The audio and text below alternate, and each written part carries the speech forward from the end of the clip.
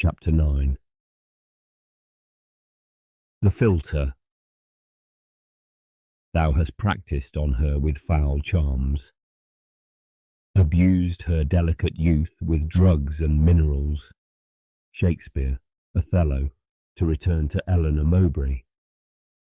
In a state of mind bordering upon distraction, she rushed to her mother, and flinging her arms wildly round her neck, besought her to protect her. Mrs. Mowbray gazed anxiously upon the altered countenance of her daughter, but a few moments relieved her from much of her uneasiness. The expression of pain gradually subsided, and the look of vacuity was succeeded by one of frenzied excitement. A film had, for an instant or two, dimmed her eyes. They now gleamed with unnatural lustre. She smiled. The smile was singular.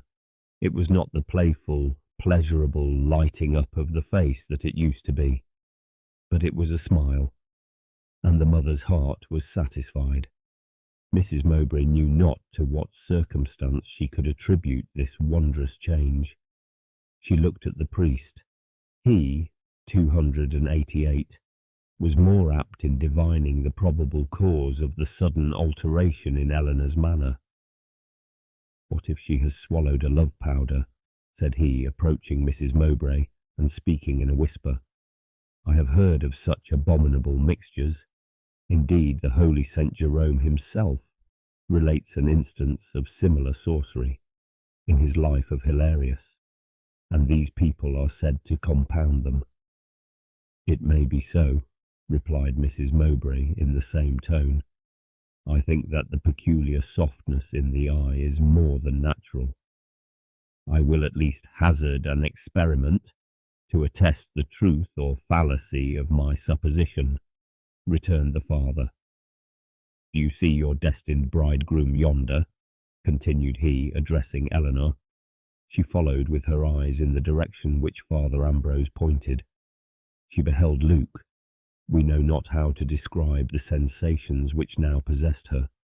She thought not of Ranulph, or, if she did, it was with vague indifference. Wrapped in a kind of mental trance, she yielded to the pleasurable impulse that directed her unsettled fancies towards Luke. For some moments she did not take her eyes from him. The priest and Mrs. Mowbray watched her in silence. Nothing passed between the party till Luke joined them.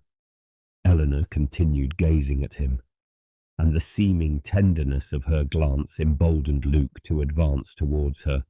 The soft fire that dwelt in those orbs was, however, cold as the shining wing of the Luciola. Luke approached her. He took her hand. She withdrew it not. He kissed it. Still she withdrew it not, but gazed at him with gently glimmering eyes. "My daughter is yours, Sir Luke Rookwood," exclaimed Mrs. Mowbray. "What says the maid herself?" asked Luke. Eleanor answered not. Her eyes were still fixed on him. 289. "She will not refuse me her hand," said Luke. The victim resisted not. "To the subterranean shrine," cried Barbara, and she gave the preconcerted signal to the band. The signal was repeated by the gypsy crew. We may here casually note that the crew had been by no means uninterested or silent spectators of passing events, but had, on the contrary, indulged themselves in a variety of conjectures as to their probable issue. Several bets were pending as to whether it would be a match or not after all.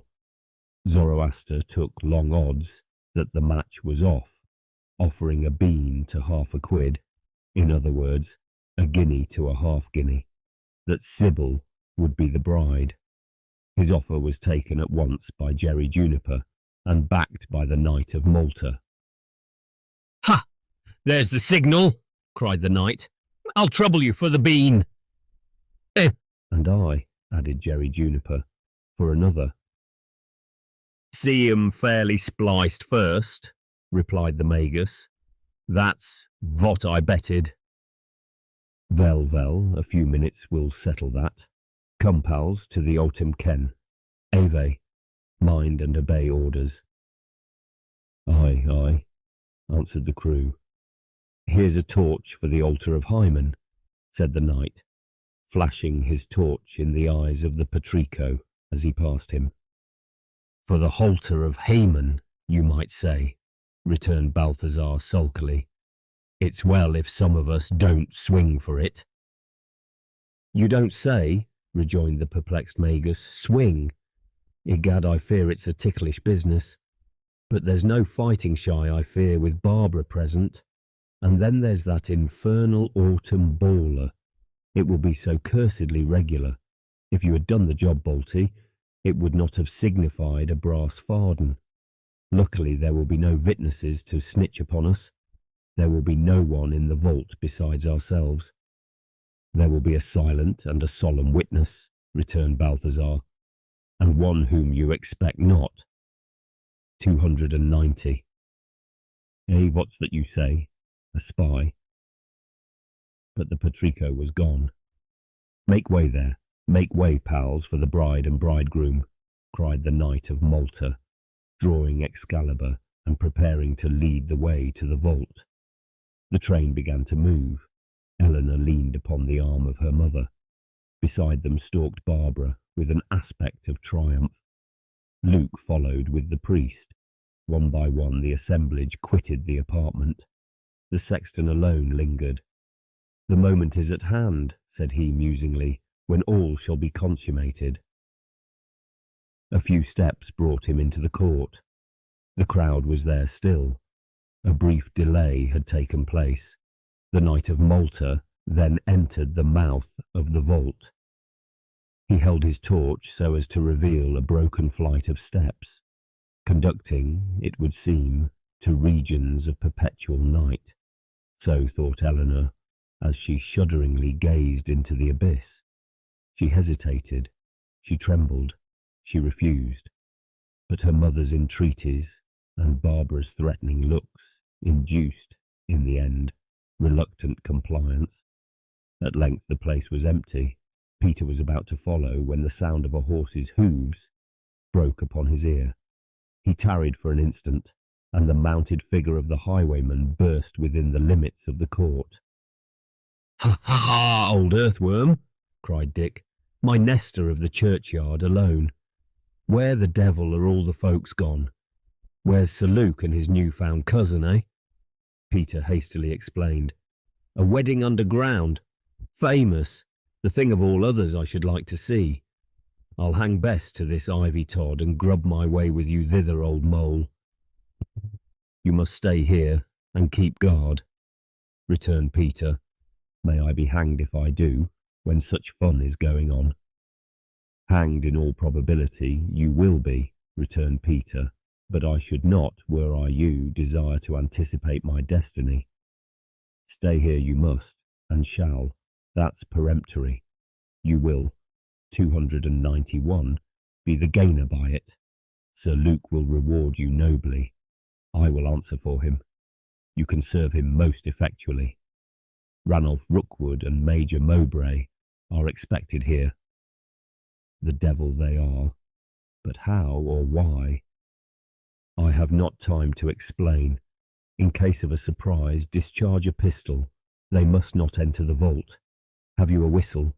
For you must play a double part, and we may need your assistance below." "Sir Luke may command me. Here's a pipe as shrill as the devil's own cat-call. If it will summon you to our assistance below, 'tis all I need. May we rely on you? When did Dick Turpin desert his friends? Anywhere on this side the Styx, the sound of that whistle will reach me. I'll ride about the court and stand sentry." "Enough," replied the sexton, as he dived underground. "Take care of your shins," shouted Dick. "That's a cursed ugly turn, but he's used to the dark. A surprise, eh? I'll just give a look to my snappers. Flint's all safe. Now I'm ready for them.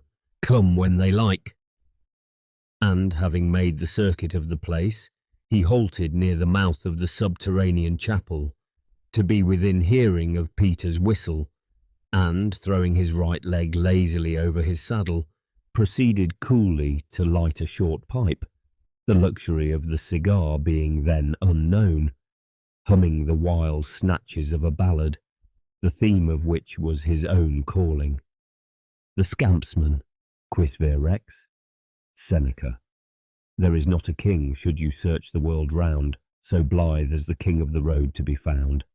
His pistols, his sceptre, his saddles, his throne, whence he levies supplies or enforces a loan.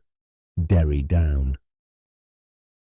To this monarch the highway presents a wide field, where each passing subject a tribute must yield. His palace, the tavern, receives him at night, where sweet lips and sound liquor crown all with delight. Derry down, the soldier and sailor, both robbers by trade, full soon on the shelf, if disabled, are laid. The one gets a patch, and the other a peg, but while luck lasts, the highwayman shakes a loose leg. Derry down. Most fowl rise at dawn, but the owl wakes at e'en, and a jollier bird can there nowhere be seen. Like the owl our snug scampsman his snooze takes by day, and when night draws her curtain, scuds after his prey. Derry down. As the highwayman's life is the fullest of zest, so the highwayman's death is the briefest and best. He dies not as other men die by degrees, but at once, without wincing and quite at his ease. Derry down, and thus for the present we leave him. O rare Dick Turpin,